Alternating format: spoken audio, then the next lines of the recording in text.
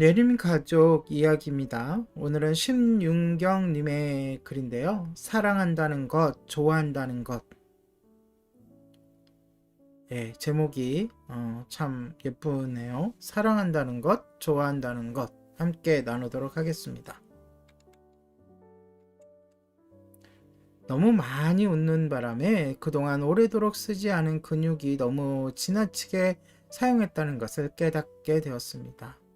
너무 웃어서 광대뼈 옆 근육이 잔뜩 뭉쳐 있었습니다.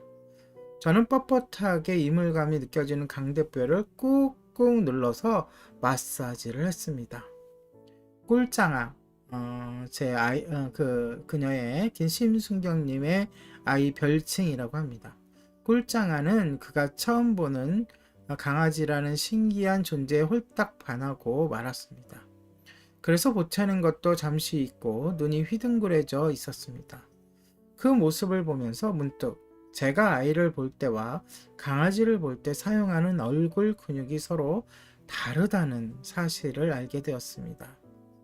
강아지를 보면서 저는 입이 찢어지도록 웃고 있었습니다. 한박 웃음이라는 단어에는 표현할 길이 없는 웃음이었고 그 웃음에 쓰이는 근육은 매우 특별해서 일상의 웃음과는 달랐습니다.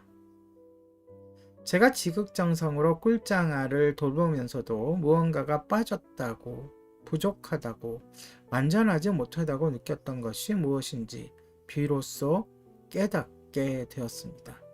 그것은 한박 웃음이었습니다. 저는 제 아이에게 이처럼 웃어본 적이 없었습니다. 물론 저는 그동안 많이 웃었습니다. 아이를 낳은 것이 행복했고 엄마가 된 것이 신기했습니다. 꿀장아를 보면서도 많이 웃었습니다. 하지만 저의 웃음은 무언가에 많이 짓눌려 있었습니다.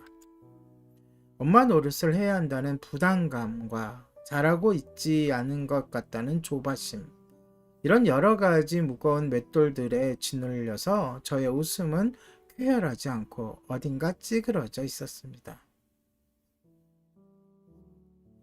검은색 얼룩이 있는 하얀 강아지와 놀아준 그날, 놀이터의 우레탄 바닥에서 저는 잃어버린 퍼즐 조각을 찾았습니다. 사랑한다는 것, 좋아한다는 것의 원래 모습, 몸을 낮추고 손으로 바닥을 두드리고 대굴대굴 구르고 입이 찢어지도록 웃는 것, 만지고 부비고 냄새 맡고 즐기는 것, 제가 강아지를 보자마자 자동으로 쉽게 할 수 있었던 것, 딸에게 그동안 해주지 못한 것들, 바로 이런 것들을 이제야 찾아낸 것입니다.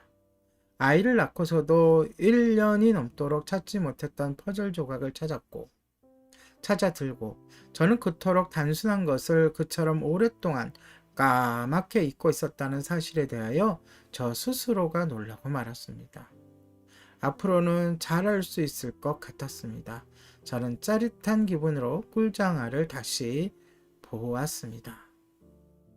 네, 신윤경님의 귀한 자녀분과의 놀이터에서 놀던, 그러면서 느꼈던 감정을 글로 적어주셨습니다.